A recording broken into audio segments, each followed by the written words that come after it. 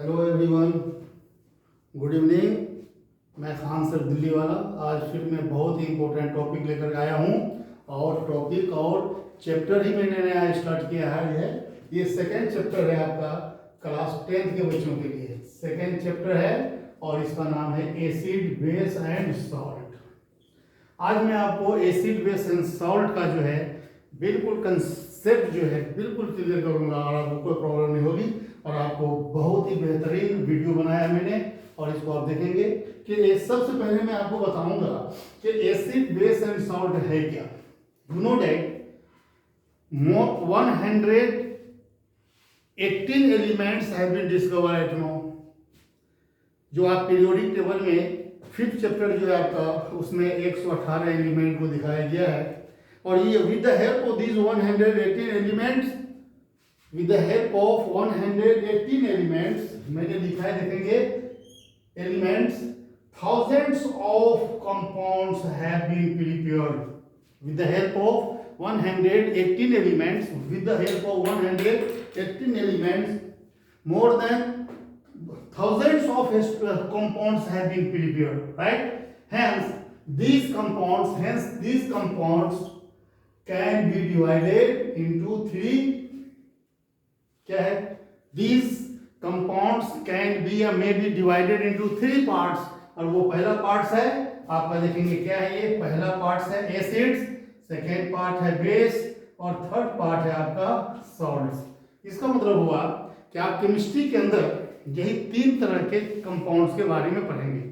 चाहे आप किसी भी लेवल की केमिस्ट्री में हो, आप 11th में 12th में है, उससे पहले उसके बाद सभी क्या देखिए केमिस्ट्री की किताब, केमिस्ट्री की जो किताब है, केमिस्ट्री की जो बुक्स हैं उसमें आप एसिड बेस एंड सॉल्ट के बारे में पढ़ेंगे। और एसिड बेस एंड सॉल्ट कैसे बना, ये 118 एलिमेंट्स की मदद से बना। सबसे पहले मैं आपको एसिड बेस एंड सॉल्ट का डेफिनेशन देना चाहूंगा। An acid is a substance which has sour taste. क्या कहेंगे? एसिड की क्या पहचान है? जो खट्टा स्वाद देता है उसे हम एसिड कहेंगे। और आपने बहुत तरह के एसिड्स को जो है, अब 2 तरह के एसिड्स हैं, मिनरल एसिड्स और ऑर्गेनिक एसिड। जो ऑर्गेनिक एसिड्स है उसको तो हम खाने पीने में यूज करते हैं। जो आपका जो जैसे लेमन हो गया, ऑरेंज हो गया, मैंगो हो गया, बहुत सारे जो ग्रेप्स हैं जिसमें जो एसिड्स पाए जाते हैं वो ऑर्गेनिक एसिड्स हैं। तो ऑर्गेनिक एसिड्स जो है वो हम उसको खाते हैं और उसका कोई साइड इफेक्ट नहीं, हमारे गुड फॉर हेल्थ है। चलिए, और बेस की क्या पहचान है? Base is a substance which has bitter taste. Base is a substance which has bitter taste. अगर कोई सवाल, कोई सब्सटेंस, कोई कंपाउंड अगर आपको कड़वा स्वाद देता है वो बिटर होगा और वो बेस होगा। जैसे करेला, एग्जांपल करेला कड़वा क्यों होता है? करेला कड़वा इसलिए होता है कि वो बेसिक होता है। क्या होता है? बेस होता है। क्लियर से बात है। नींबू खट्टा क्यों होता है? लेमन खट्टा क्यों होता है? ऑरेंज खट्टा क्यों होता है? क्योंकि वो एसिडिक है। इस तरह से पहचानेंगे। और सॉल्ट जो है ये न्यूट्रल होता है। इसके बारे में हम नेक्स्ट वीडियो में बात करेंगे कि जब एसिड और बेस कंबाइन होता है तो सॉल्ट एंड वाटर बनता है। फिर इसके बारे में नेक्स्ट वीडियो में बात करूंगा। आज तो मैंने इसका डेफिनेशन देता हूं। इंडिकेटर्स के बारे में मैं आपसे बातचीत करेंगे। देखिए इंडिकेटर क्या होते हैं। देखिए indicator for testing acids and bases, an indicator is a dye। क्या है ये? एक इंडिकेटर क्या है? हम एसिड या बेस को कैसे टेस्ट करेंगे?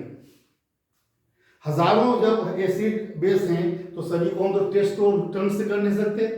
इसका टेस्ट होना चाहिए, वो है इंडिकेटर। और इंडिकेटर क्या है? इंडिकेटर इज अ डाई, ये एक रंग होता है। That changes the color when it is put into an acid or base। जब हम इस इंडिकेटर को एसिड और बेस में डालते हैं तो उसका कलर चेंज हो जाता है। उसके कलर से पता चल जाता है कि ये एसिडिक है और ये बेसिक है। चलिए हम लोग बातचीत करते हैं। फिर यहाँ पे an indicator tells us whether the substance we are testing is an acidic और बेसिक, एसिड है या बेसिक है। तो ये हमको ये इंडिकेटर से पता चलता है कि ये जो है ये सब्सटेंस जो है ये एसिड है या बेस है। और by changing in its colour, और उसका कलर चेंज होता है। कलर के चेंज से पता चल जाता है कि ये एसिडिक हो गया और ये बेसिक हो गया। मुझे उम्मीद है कि आपको समझ में आ रहा होगा। अब आइए देखते हैं। They are 3 most common, they are 3 They are three most common indicators to test for acids and base. Acids और बेस को टेस्ट करने के लिए हमारे पास क्या है, तीन मोस्ट कॉमन इंडिकेटर हैं, और इस कॉमन इंडिकेटर्स का नाम मैं आपको बताने जा रहा हूं। पहला आपका देखिए लिटमस, क्या है ये, पहला आपका लिटमस है, सेकेंड है आपका मिथाइल ऑरेंज, क्या है ये, मिथाइल ऑरेंज है, और थर्ड क्या है आपका फेनोल्फथेलीन, फेनोल्फथेलीन। तो आपको समझ में आ गया कि तीन मोस्ट कॉमन इंडिकेटर्स हैं। पहला क्या आपका लिटमस, सेकेंड क्या है मिथाइल ऑरेंज, थर्ड क्या है फेनोल्फथेलीन। अब ये तीन जो इंडिकेटर्स हैं इस किस टाइप से आपके एसिड और बेस को डिटेक्ट करेगा, आइए हम लोग बातचीत करते हैं। सबसे पहले हम आपको बताएंगे the colour changes which take place in methyl orange are as follow. देखेंगे अब कहता है मिथाइल ऑरेंज, क्या बता रहा है ये, मिथाइल ऑरेंज से हम बातचीत करते हैं। मिथाइल ऑरेंज लिटमस मोड पे बात करेंगे। मिथाइल ऑरेंज क्या करता है ये, it gives red colour in acidic solution. अगर एसिडिक सॉल्यूशन के अंदर अगर मिथाइल ऑरेंज डालेंगे तो वो लाल हो जाएगा, क्या हो जाएगा, लाल। तो समझ लेंगे कि ये इंडिकेटर जो है मिथाइल ऑरेंज होगा। ठीक है डियर, मुझे उम्मीद है कि आपको समझ में आ रही है कि अगर सॉल्यूशन का कलर रेड हो गया मिथाइल ऑरेंज के डालने से, तो समझ लेंगे कि वो सॉल्यूशन जो है वो क्या है, वो एसिडिक है। बहुत अच्छा, बहुत अच्छी तरह से मैंने आपको नोट्स तैयार करके लिख दिया है और आपको बिल्कुल अच्छे से याद होगा।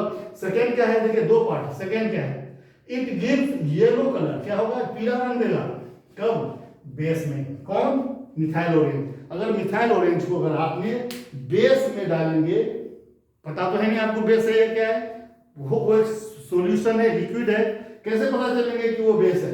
अगर उस लिक्विड में मिथाइल किसी अननोन में सॉल्यूशन में अगर आपने मिथाइल ऑरेंज को डाला और उसका कलर अगर क्या हो गया, पीला हो गया, तो समझ लेंगे वो बेस है, और अगर उसका कलर रेड हो गया तो समझेंगे एसिड है। कितना अच्छा है, तब बिल्कुल अच्छी तरह से आप इसी तरह से आप अपने नोट्स में तैयार करें, इसी तरह से आप इसको लिखेंगे। डू यू नो, क्या देखेंगे, natural colour of phenolphthalein is colourless, क्या है ये, कलरलेस है।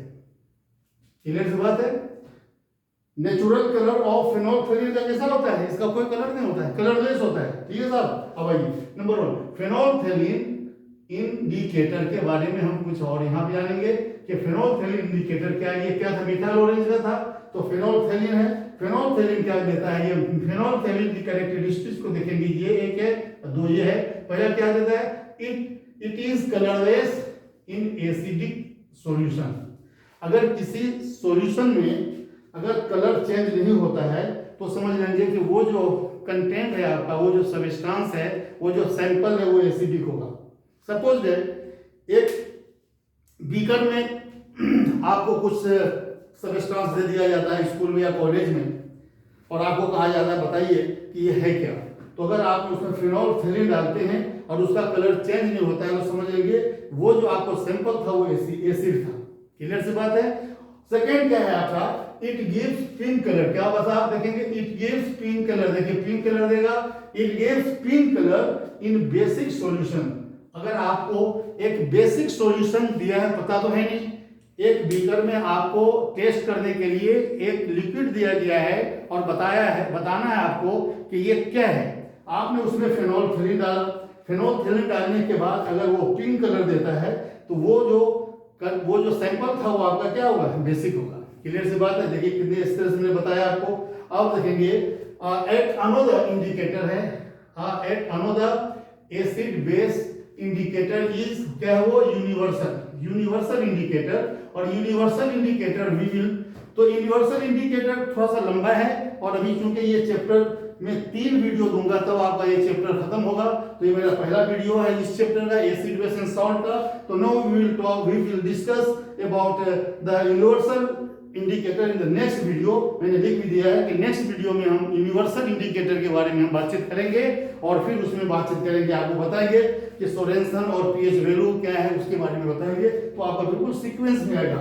थर्ड देखेंगे, ये है आपका लिटमस पेपर। क्या है लिटमस के बारे में आपने स्कूल में आपको प्रैक्टिकल कराया होगा, स्कूल में टीचर ने। देखेंगे क्या है litmus, it is a natural indicator. What is litmus? Litmus is a natural indicator. Its solution, इसका जो solution होता है, its solution is purple dye, which is extracted from type of plant called lichen. Lichen नाम का एक पौधा होता है, उसे एक्सट्रैक्ट करके एक सॉल्यूशन निकाला जाता है जो पर्पल कलर का होता है, उसे हम क्या कहते हैं? लिटमस कहते हैं. आपने केमिस्ट्री में पढ़ा होगा. और बायोलॉजी का जो है आपने 9th क्लास में जो 3rd चैप्टर था आपका डाइवर्सिटीज, उसके बारे में उसमें पढ़ा होगा कि टाइप्स ऑफ प्लांट्स, कितने तरह के प्लांट्स होते हैं. उसमें आप देखेंगे, डू यू नो क्या कि lichen is a plant belonging to a division thallophyta. ये क्या होता है? थैलोफाइटा. थैलोफाइटा एक प्लांट का डिवीजन है जो आपने 3rd चैप्टर क्लास 9 में पढ़ा था, जो डाइवर्सिटीज ऑफ ऑर्गेनिज्म था. मैं आपको याद दिला देता हूँ, आपने पढ़ा होगा. तो क्या था उसमें कि थैलोफाइटा किसे कहते हैं? The plants. थैलोफाइटा जो है प्लांट्स होते हैं. कैसे प्लांट्स को हम थैलोफाइटा कहते हैं? आपने उसमें पढ़ा होगा एंजियोस्पर्म, जिम्नोस्पर्म, मोनोकोट, डाइकोट, सब प्रयोग पढ़ा होगा आपने. Cryptogams, phanerogams, bryophyta and so on. तो थैलोफाइटा भी आपने पढ़ा होगा 3rd चैप्टर में. थैलोफाइटा उसे कहते हैं the plants body, those plants which root, stem and leaves are not distinguished. Such plants are kept in the special group that is called thallophyta. तो थैलोफाइटा के अंदर जो भी प्लांट्स होंगे उसमें रूट होता है लेकिन रूट की कैरेक्टर को नहीं दिखाता है. लीव्स होता है लेकिन लीव्स के कैरेक्टर को नहीं दिखाता है. स्टेम होता है लेकिन स्टेम का कैरेक्टर नहीं दिखाता है. इसलिए ऐसे प्लांट्स को जिसके रूट, स्टेम और लीव्स को हम डिस्टिंग्विश नहीं कर सकते हैं, ऐसे प्लांट्स को हम क्या कहते हैं? थैलोफाइटा कहते हैं. नेक्स्ट वीडियो, मुझे उम्मीद है कि आपको ये बिल्कुल समझ में आ गया होगा. और नेक्स्ट वीडियो मेरा इंतजार, मैं बहुत अच्छी तरह से मैं आगे इसको कंटिन्यू करूंगा. नेक्स्ट वीडियो में मैं आगे बाकी देंगे. तो इसलिए मुझे उम्मीद है कि आपको समझ में आ गया होगा. इसे लाइक कीजिए और सब्सक्राइब करें. और ओके, थैंक यू भाई.